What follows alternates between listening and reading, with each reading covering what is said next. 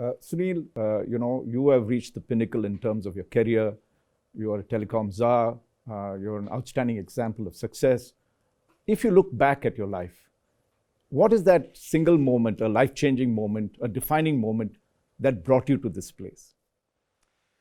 Well, in a long journey of nearly 44 years, there are obviously many important events. But if I have to pick up one or two defining moments, as you call it, I would say it was starting the journey on the telecom by way of introduction of India's first push-button telephone.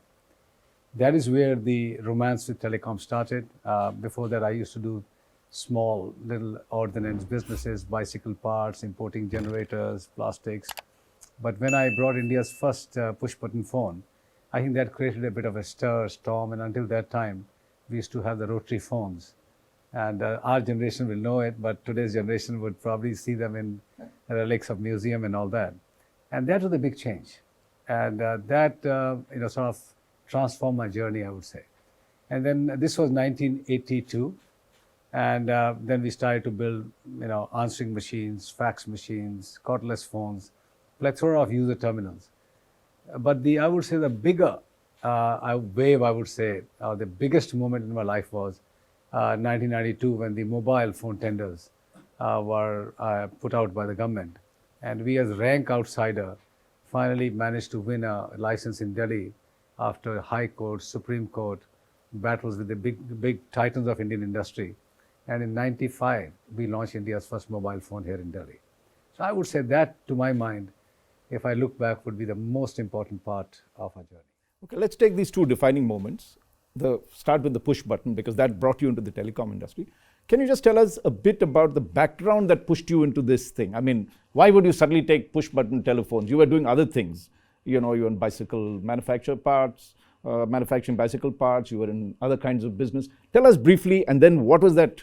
What was that moment or the change that you looked for at that particular point?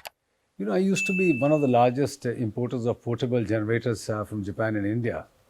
And two of the business houses got licenses to manufacture them in India. There were letters of intent in those industrial license days. And my import was banned overnight. So I had no business. So my office in Calcutta, Mumbai, here, Chennai, small offices, but very successful business, was turned upside down overnight. So I said, let me look at something else that I can bring into India. Went to Japan, went to Seoul, and then finally landed in Taipei. And there was an electronic exhibition going on. And I really didn't have much idea about electronics. So I went to that exhibition. And by end of the day, roaming around, I saw a push-button phone. So you can call it fortuitous, you can call it a stroke of accident that sort of took me there.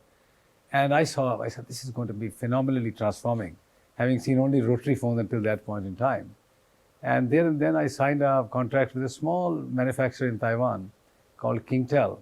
And we started to bring those parts of phones into India to assemble them back in Ludhiana, which was not really known for electronics at that time. And that's how the story began at that time. So was it a stroke of luck? Was it a tragedy of one business closing down? I always believe that there is sometimes divine interventions, and if you can work hard and get yourself sort of in the line of opportunity, you end up picking up something.